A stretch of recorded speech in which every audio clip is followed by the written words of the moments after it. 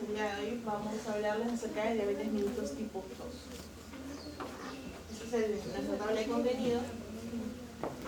Y bueno, empezando con la introducción, vamos a hablar acerca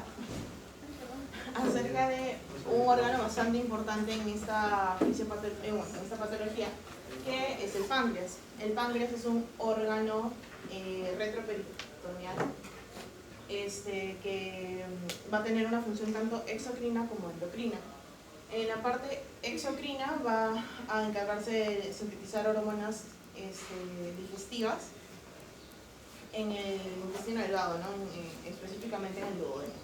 Y con respecto a su función endocrina, va a secretar hormonas, diversas hormonas, donde bueno, las más importantes para esta expo van a ser la insulina y el glucagón.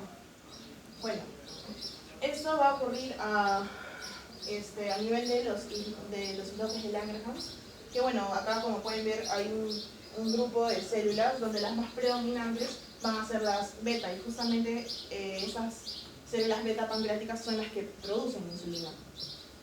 Luego las células alfa pancreáticas son las que secretan glucagón, y las delta somatostatina, y también tenemos por último las células F que van a producir polipéptido pancreático. Bueno, con respecto al glucagón, esta es una hormona importante que tanto el glucagón como la insulina van a tener que ver con los niveles de glucosa. El glucagón va a aumentar la glucosa en sangre, mientras que la insulina la disminuye. Y bueno, mencionar también que el glucagón pertenece a una familia de hormonas llamadas hormonas contrarreguladoras, que se encargan de aumentar los niveles de azúcar en sangre. Ya. Ahora, con respecto a la fisiología de las células beta pancreáticas, todo va para la liberación de la insulina. Estas, como mencioné, son las que secretan insulina y su principal estímulo va a ser la hiperglucemia. Entonces, al haber niveles altos de azúcar en sangre, lo que va a ocurrir es que se van a expresar, la glucosa va a entrar mediante sus transportadores, los GLUT2, que son los que se encuentran en las células, en la membrana de las células beta pancreáticas, y van a transformarse a ATP mediante un proceso que se llama la glucólisis. El ATP va a bloquear los canales de potasio, haciendo que este ion no salga de la célula. Entonces va a ocurrir una despolarización. Al ocurrir una despolarización, el calcio va a ingresar a la célula, y como sabemos, se encarga de ayudar a la exocitosis. Entonces, así es como se secretan en las vacuolas, van a estar la insulina, y posteriormente se fusionan con la membrana y se liberan al torrente sanguíneo. Ahora, la insulina ya secretada va a dirigirse a diversos órganos. Tenemos el músculo estriado, también los adipocitos y el hígado. La insulina en un adipocito, por ejemplo, va a unirse a su receptor, que es un complejo de tirosinquinasa, y va a hacer que se expresen en su membrana el transportador de glucosa, el GLUT4. Así, la glucosa entra a la célula para disminuir los niveles de glucosa en sangre. Bien, ya entrando a la patología, la diabetes es una enfermedad metabólica que básicamente consiste en niveles altos de azúcar en sangre, ¿no? La hiperglicemia. Y esto va a ser a causa de va a haber una secreción deficiente, o también va a haber una nula funcionalidad de la insulina. Tenemos 4 tipos de diabetes: la diabetes mellitus tipo 1, tipo 2, la gestacional, y otro grupo que acá se encuentran en otros tipos de diabetes. Las principales, las más comunes, por así decirlo, son las de tipo 1 y tipo 2, por eso las hemos puesto como un cuadro comparativo acá. Y la de tipo 1 va a ser, en cuanto a su diagnóstico, va a ser La edad para el diagnóstico va a ser menor a 25 años en niños o en adolescentes, y en la de tipo 2 en mayores de 25 años. El mecanismo, lo que va a ocurrir en la de tipo 1, va a haber un déficit de insulina debido a una destrucción de las células beta pancreáticas. Y en las de tipo 2 lo que va a ocurrir es una resistencia a la insulina. O sea, la insulina, bueno, acá les está graficado, la insulina se va a producir y sí se va a unir a los receptores, por ejemplo, en el hígado y en el músculo estriado, pero no va a tener una acción. O sea, no se van a expresar, ¿no?, los GLUT2, GLUT4 para captar la glucosa. Entonces va a estar elevada en sangre.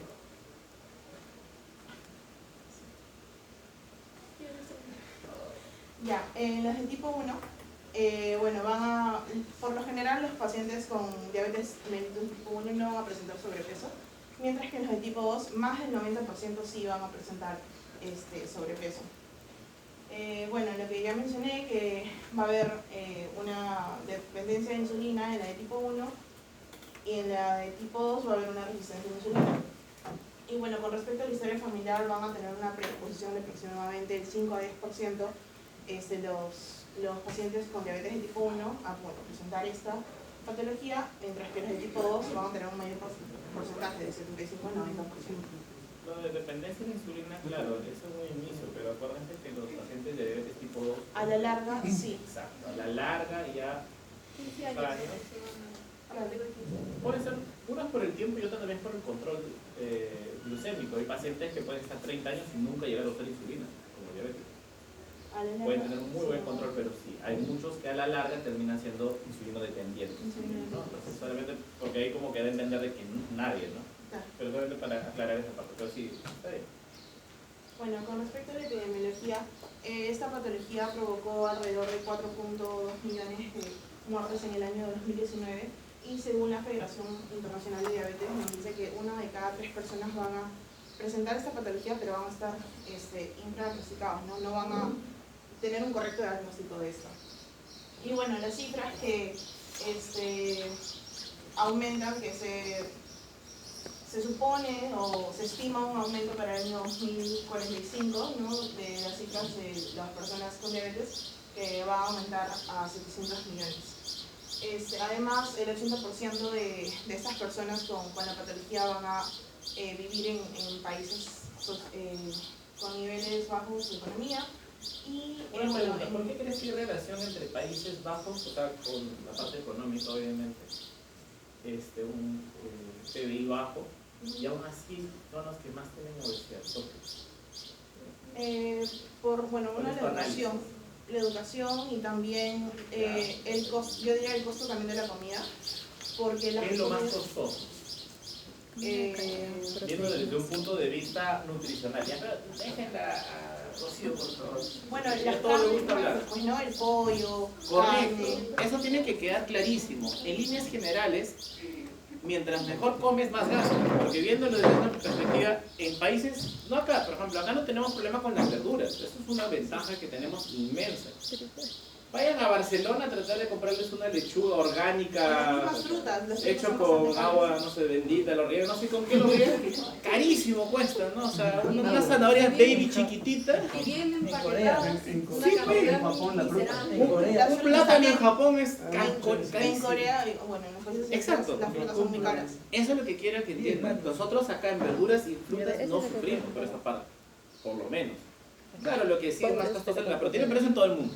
Todo el mundo cuesta más, los argentinos un poco menos, pero por ahí estamos. Pero en realidad ese es un problema, que como tú bien mencionas, es mucho más barato consumir carbohidratos. Eso queda clarísimo, porque en todos lados el carbohidrato, las pasas cuestan, es más, en algunos países cuestan mucho menos que acá todavía los carbohidratos. Entonces, esa es la interpretación, por eso tenemos menos IPB, no, PBI, perdón, pero obviamente por ende, no, mala educación, son varios factores. Muy bien, Rocío, ¿qué más? Ya, bueno, según UpToDate, en el presente año lo que se ha podido recolectar, se ha determinado una mayor incidencia de diabetes mellitus 2, bueno, diagnosticada en personas jóvenes. Carlos, Mijael, ¿pueden escuchar la exposición? Y esto se asocia más que nada a una mayor prevalencia de obesidad, y bueno, eso también tiene que ver con la vida sedentaria, síndrome metabólico y todo esto. Una de las patologías, perdón que te corte, traumatológicas que más está aumentando, tú dirías, son las caídas, los accidentes automovilísticos, y eso también incrementa. Lo que más está incrementando es la artrosis de rodilla. Los traumatólogos se están volviendo millonarios a nivel mundial gracias a que hay más obesos. A más cantidad de obesos, más daños en la rodilla, temprana. Y por ejemplo, creo que les mencioné el año pasado, si no por si acaso te pregunto, Rocío, porque estoy seguro que sabes. ¿Cuál es el país donde más niños con obesidad hay en el nivel mundial? Niños. El diagnóstico para niños es distinto, ya no manejamos el IMC, con niños manejamos la escala de la OMS para ver, ¿no? De acuerdo a los percentiles, ¿no? Creo que eso sí les han explicado algo de percentiles. Bueno, es una tablita para ver de acuerdo a la talla cuánto peso debería tener. ¿Qué país crees que está número 1, así top 1? Estados Unidos. No, todo el mundo piensa eso. Tampoco China. No, China no da valores, ese es un problema. Excelente, Ada. Alguna vez lo he dicho, alguien me ha escuchado, gracias. México es el país número 1 con obesidad infantil. Ahorita están coronando ese lugar y es un gran problema por una razón. Porque en México han mezclado dos problemas. Uno de que su alimentación típica de México, ¿cómo es? Tortillas, tacos, perfecto. Pero ahora lo han mezclado con la parte americana, es decir, los fast food. Entonces ahora es taco y antes era con un montón de verduras, todo, y lo tomaban con, no sé, agua de Jamaica, o sea, lo que quieran. Pero ahora es con tu gaseosa que agrandada de medio litro, con papita frita, todo frito y pocas verduras. Entonces, al mezclar al tener esta mezcla, están generando un cambio de nutrición. Y los niños ahorita están sufriendo eso en México. Tienen cantidades muy grandes y alarmantes en realidad, porque si esa población de obesidad va a llegar de manera temprana, como están poniendo ahí, a tener diabetes de manera temprana, todas las patologías van a aumentar. Toda su población va a tener mucho más factores de riesgo que ya los hemos visto. Obviamente es un problema ya del país, ¿no? Y acá tienen que contra el Perú. Bueno, para el año 2022 en nuestro país alrededor de 20.000 casos, ¿no?, de diabetes fueron reportados, donde el más predominante fue el de diabetes tipo 2, un 96.5%. Y eso de que, o sea, 20.000 son los reportados. ¿Cuántos creen que tenemos nuevos diabéticos o sea, anualmente y ni reportados? Tal cual, o sea, sacando esa regla, aprox, si tenemos 20.000 casos, probablemente deberíamos tener más anualmente reportados. No sabemos cuántos, ¿no? Ese es un problema, ¿no? Y hoy otro tema, la gente, ¿crees que la población en general quiere sacarse exámenes? Porque el peruano tiene una idea bastante interesante. Dice, si no voy al médico y no me dicen que tengo diabetes, no me enfermo. Esa es una idea, jamás lo he visto en mi vida, ¿no? Es un tipo de filosofía muy extraña, ¿no? Sí, es que claro, dice, si nadie me informa que tengo cáncer, no tengo cáncer. Exacto. Entonces, esa es la idea. El paciente no quiere sacar de controles, no quiere sacar de glucosa, y le dice, no, porque si me dicen que tengo, me voy a enfermar. Exacto, no tiene nada que ver. O también la persona dice, me voy a volver adicto a esas pastillas. Bueno, fuera que tomaran sus pastillas diarias. ¿Qué relación con la etnia? A ver, cuéntame. Bueno, en nuestro paper mencionaban los japoneses, que tienen una mayor incidencia para diabetes mellitus tipo 2, los hispanos y también nativos americanos. Bueno, esto se asociaría más que todo a la comida rápida, ¿no? Y, por ejemplo, en los americanos. Y una vida sedentaria en Asia, ¿no? O bueno, también el trabajo... Los asiáticos no son tan sedentarios, que digamos, ¿no? Que en la oficina, pues, ¿no? Si son... Claro, pero o sea, no toda la población asiática trabaja, no todos los japoneses trabajan en oficina, ese es el tema, ¿no? Sí. Y bueno, idiopático, ¿no? Importante.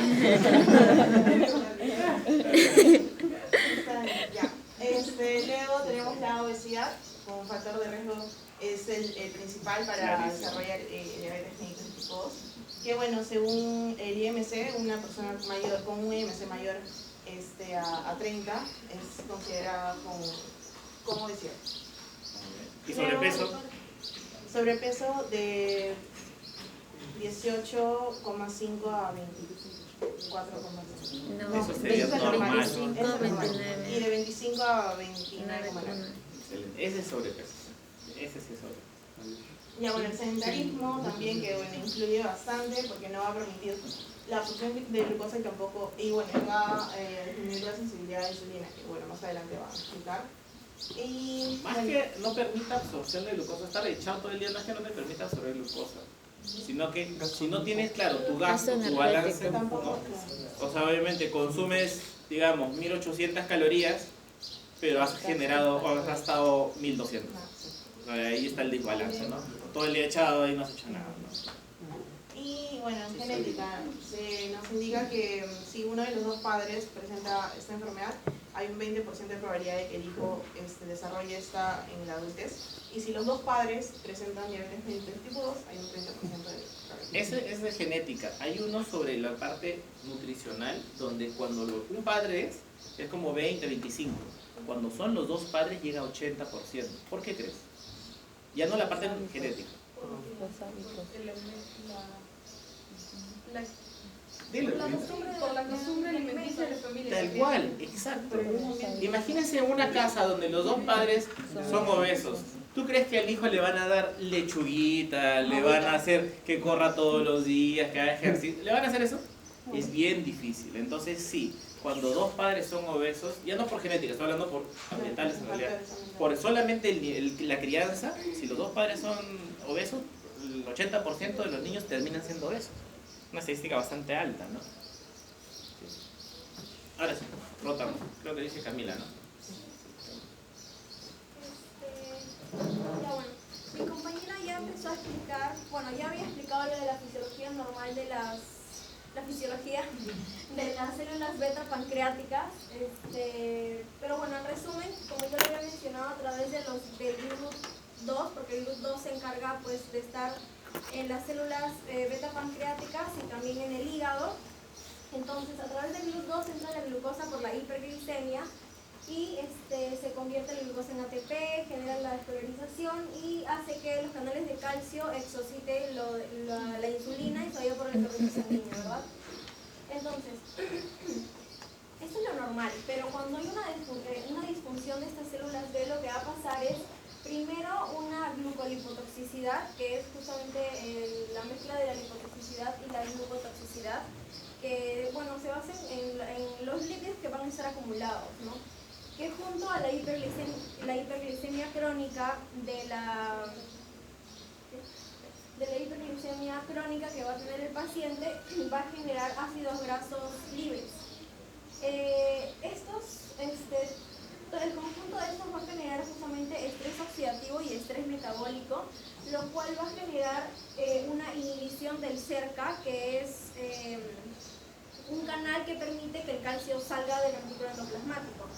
Entonces, el hecho de que el calcio se quede atrapado no va a permitir que la insulina salga de las células beta.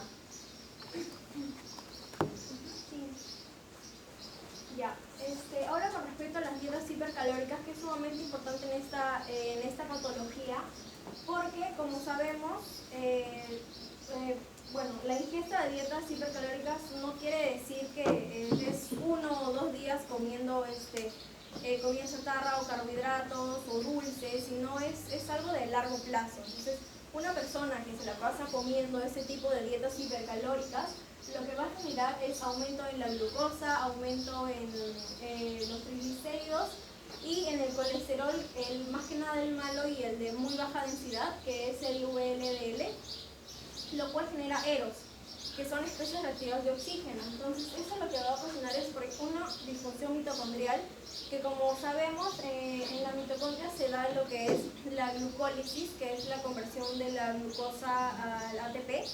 Entonces, cuando hay una disfunción mitocondrial, la glucosa va a terminar siendo acumulada, no se va a poder generar este ATP. Después vamos a tener también el estrés del retículo endoplasmático, que como ya mencionó mi compañera y yo también, el calcio no va a permitir que, el canal cerca no va a permitir que el calcio salga y eso más que nada se da por el estrés del retículo endoplasmático, entonces no va a permitir la salida de la insulina. También se va a dar la disminución del NADPH, que esto es importante porque esta va a tener dos vías en cuanto a la hiperglicemia, que va a ser la vía de las hexosaminas y la de la aldosa reductasa, en el cual el más importante es la de la aldosa reductasa porque el NADPH se encarga de generar glutatión, y el glutatión es un antioxidante importante y sería de buena ayuda para no seguir produciendo EROS. Sin embargo, al haber disminución de este NADPH, lo que va a hacer es disminuir también el glutatión y aumentar el estrés oxidativo en vez de disminuirlo. Y a su vez todo ello va a generar un ambiente proinflamatorio, lo cual va a generar liberación de ácidos grasos libres, como ya mencioné, y finalmente seguir ocasionando lo que son EROS. Ahora, en cuanto a la actividad física, también es importante porque por ahí habíamos leído de que la actividad física aumenta el flujo sanguíneo y ayuda a que el GLUT4 absorba la glucosa.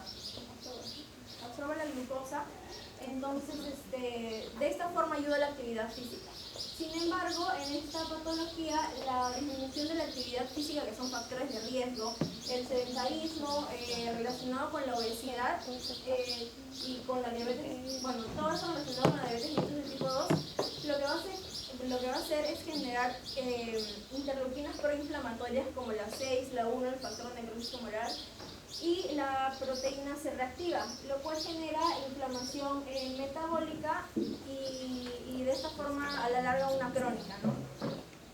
Sin embargo, como ya había mencionado, el ejercicio, la actividad física y a la vez la pérdida de peso va a generar todo lo contrario, que es aumentar las citoquinas antiinflamatorias, reducir las proinflamatorias, reducir el estrés oxidativo y aumentar la glicina, la cual es un tipo de miocina que está en el músculo esquelético, la cual se produce a través de la actividad física. Y la glicina es beneficiosa porque reduce lo que es la glucosa en sangre, ¿no? Y en cuanto a la diabetes de tipo 2, ese se va a encontrar disminuida.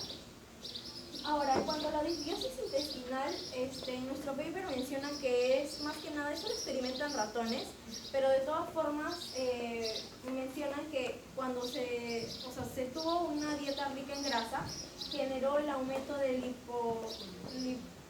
liposacáridos de las bacterias gram negativas, lo que generó inflamación y por ende resistencia a la insulina también.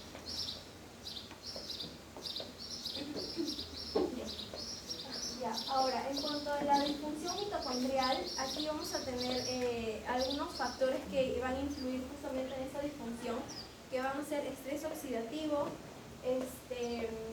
biogénesis mitocondrial defectuosa, que es la generación de las mitocondrias pero ya defectuosas, y el envejecimiento, que junto con los ceros va a actuar en el complejo 1 y 3 de la cadena transportadora de electrones y va a ocasionar esta disfunción mitocondrial. Ahora, esta disfunción mitocondrial lo que va a hacer es actuar en el anión superóxido, peróxido y peróxido de hidrógeno, lo cual va a generar oxidación de lípidos y proteínas y va a generar daño al ADN. Y aquí abajo tenemos algo más de la disfunción mitocondrial, el cual se basa en la mitofagia y en la biogénesis, como ya había mencionado. En cuanto a la mitofagia, sabemos que es la fagocitosis de estas células, de estas mitocondrias defectuosas. Sin embargo, en esta patología va a estar disminuida esta mitofagia. Y a la vez también va a haber una disminución del PGC1-alfa, el cual se encarga de supervisar de que estas mitocondrias se generen o hagan su biogénesis de forma correcta, ¿no? O sea, las defectuosas se eliminan, hacen mitofagia. Sin embargo, al haber una disminución de este PGC, este proceso normal no se va a poder dar, ¿no? Ahora, en esta patología es importante lo de la resistencia a la insulina, porque, como ya lo habíamos mencionado, la insulina al inicio de la enfermedad sí va a poder salir de las células beta pancreáticas. sale de las células beta pancreáticas y se posiciona en los receptores tirosinquinasa. En los receptores tirosinquinasa, y estos tenían que activar lo que son los GLUT, ya sean los GLUT2 o los GLUT4, depende de dónde se encuentre, en el músculo esquelético, el tejido adiposo o el hígado.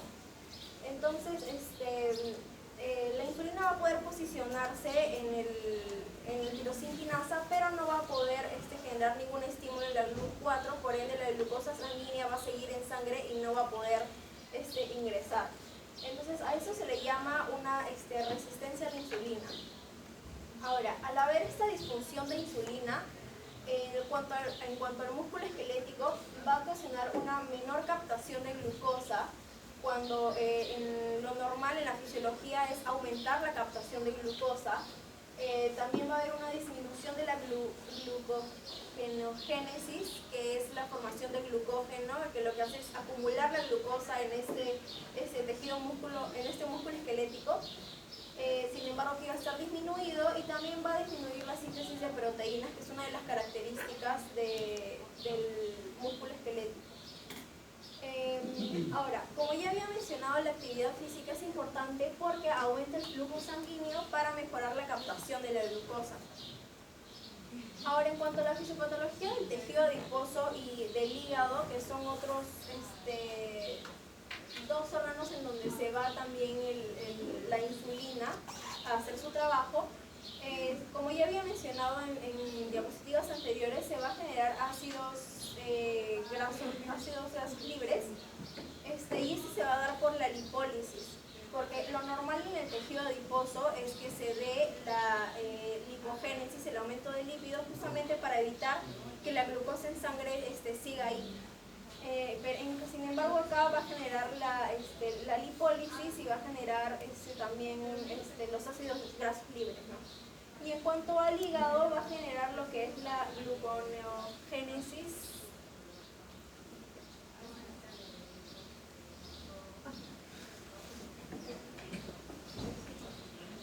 Muy bien, ahora continuando con las manifestaciones clínicas.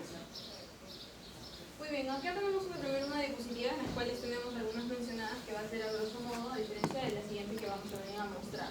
Primero tenemos la primera, que va a ser la polifagia. Ahora, ¿por qué sería que estos pacientes con diabetes mellitus tipo 2 podrían padecer de lo que vendría a ser la polifagia?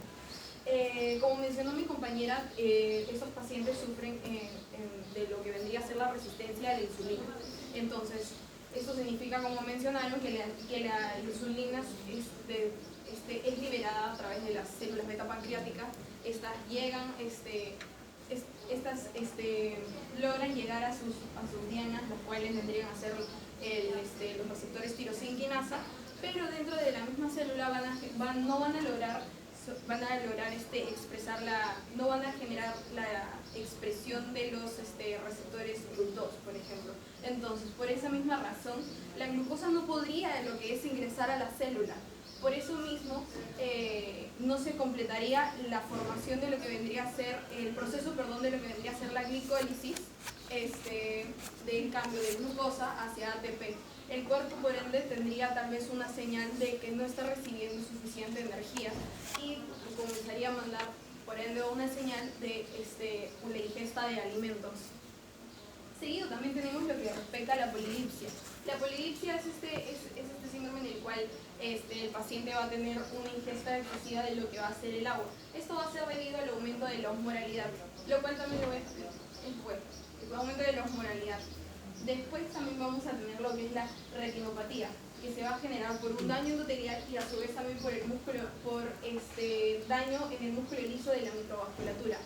Esto se podría dar también porque, como sabemos, estos pacientes presentan lo que es la hiperglicemia. Presentan grandes cantidades lo que va a ser el colesterol, por ende los triglicéridos, también la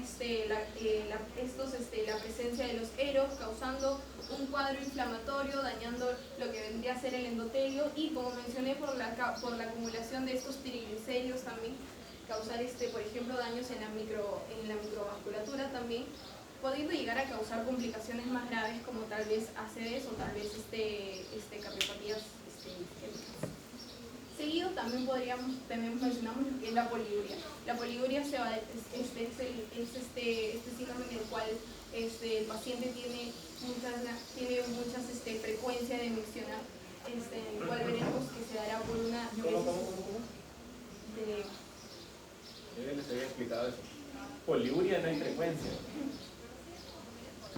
Poliuria es cantidad. Perdón, grandes cantidades. Para el diagnóstico de poliuria y polidipsia es más de 3 litros, cualquiera de las dos. ¿Ya? Orinar más de 3 litros o una ingesta de más de 3 litros, de forma patológica obviamente, ya es relacionada a poliuria y polidipsia. Entonces poliuria no es cantidad. ¿Cómo se llamaba la cantidad?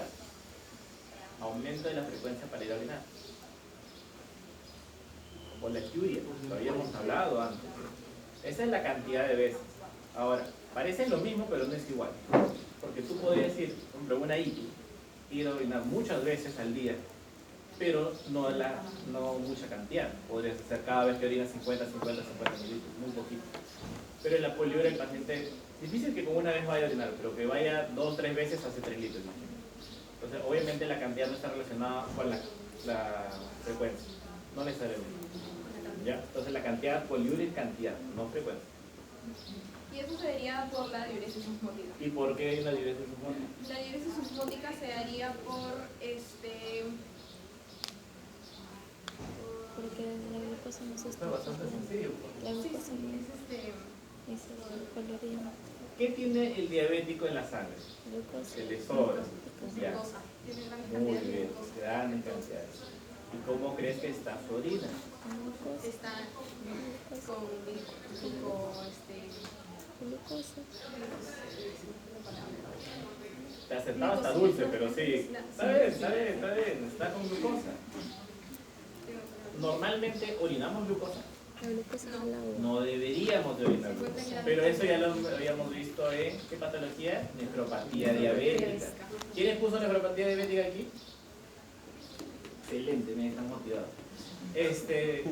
Recuerdan de que justamente en la nefropatía diabética vimos eso, ¿no? Que va a haber un límite. El paciente, o pasando los 180, 300 de valores de glucosa, el paciente ya ha empezado a orinar solamente la glucosa. Y obviamente la glucosa es osmótica porque va a jalar agua. ¿Queda claro eso? Entonces obviamente al orinar más cantidad de azúcar, glucosa, vas a terminar orinando mayor cantidad porque va a jalar más agua. Por ende vas a tener más sed. ¿De acuerdo? Entonces ese es el ciclo cómo funcionan los tres. De ahí, atrás. Pérdida de peso. Y la última, o sea, en esta diapositiva vendría a ser la pérdida de peso, que vendría a ser por la proteólisis. La proteólisis porque en este síndrome se vería aumentado el proceso de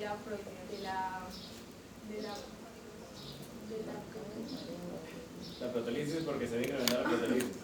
¿Cómo? No, ¿Qué quieres decir? ¿Por qué bajas de peso? es porque el proceso, el mecanismo de la proteólisis se va a ver en lo que es el rompimiento de las proteínas, sobre todo de las proteínas en el músculo. Es que Entonces, como la glucosa no se Entonces, ¿cómo se absorbe, le dice eso? entonces Baja la masa. sería la masa